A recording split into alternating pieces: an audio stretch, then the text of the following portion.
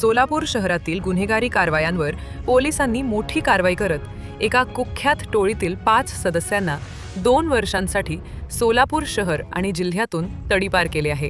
Police उपायुक्त परिमंडळ प्रीतम यावलकर यांनी हा आदेश जारी केला आहे। तडीपार करण्यात आलेल्यांमध्ये टोळी प्रमुख राजू मोहन जमादार, कृष्णा राजू जमादार, दीपक रामशंकर जमादार, सनी राम जमादार आणि रामशंकर जमादार यांचा समावेश आहे।